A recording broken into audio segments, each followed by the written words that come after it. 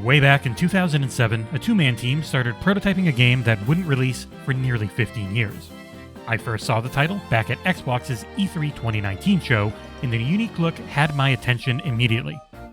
Just under 3 full years later, and after a Hail Mary email to publisher Aniplex's English press email, a code showed up in my inbox out of nowhere, just 30 hours before this embargo was set to go off. After spending 30 or so minutes in the game, I knew I would finish it and get a review out on time because this game is special. It is one of the best and most inventive titles aimed at younger players that I have ever experienced.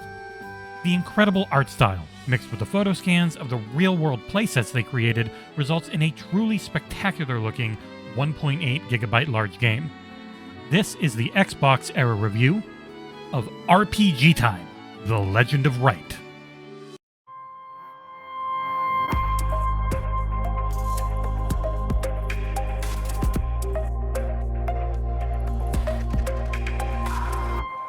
Deskworks' website features multiple screenshots of their real-world version of the setup of this game.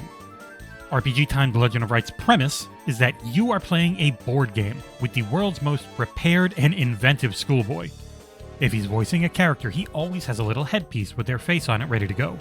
Every button you hit in the game gets represented with its own little piece of art. The entire play area here is something that could exist in real life, except for the centerpiece. It's a notebook with animations that come to life, animating in a low frame rate flipbook style without the annoying flipping. It is gorgeous and only got better as the game went along. The amount of animation here is ridiculous. All of these hand-drawn sprites have a sense of flair and style that I loved and carried what is essentially a series of minigames for 10 hours or so if you mainline, and up to 20 according to the PR if you try to do everything. Thankfully, the translation here to English is top-notch. The writing is excellent and legitimately funny for both kids and adults alike. The game's sense of humor can be downright ridiculous and helps carry you through the tougher part, which is occasionally actually playing it. The controls aren't bad, but the pace at which things move along can be snail-like UI-wise. Everything is a real piece of a play space, and this includes the pause menu, which I did not unlock until 3.5 hours into the game.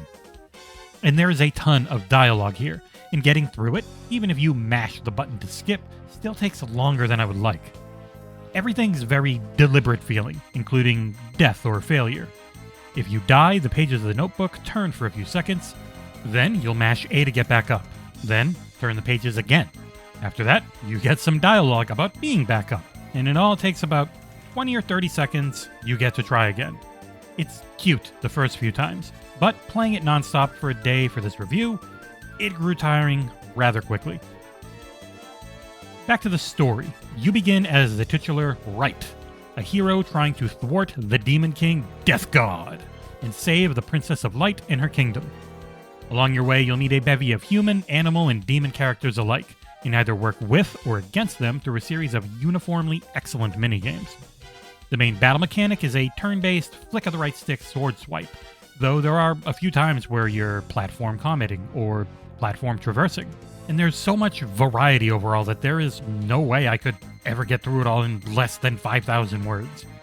For a game that is at least 10 hours or so long, this is key as I never grew tired of what I was being asked to do. And at $30 retail, it is well worth its price value-wise.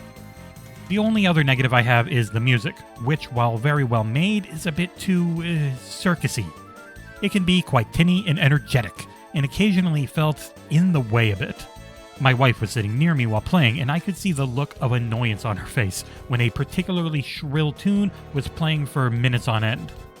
Performance-wise, this is a Series XS-enabled title, and it looks clean and it runs smooth. Also, I ran into zero major bugs while playing, and Quick Resume worked like a charm, as there's no online component here. Wrapping things up, RPG Time: The Legend of Wright is unique. You need to see it in motion like this to truly appreciate it.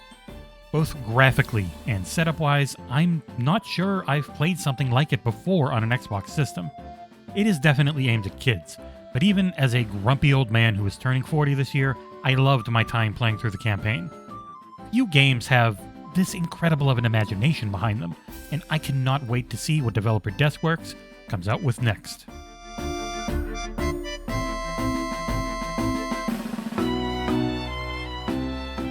Thank you so much for watching. Liking, commenting, and subscribing really does help our channel grow, and you can visit us at patreon.com/XboxEra if you really want to help out. We'll see you next time.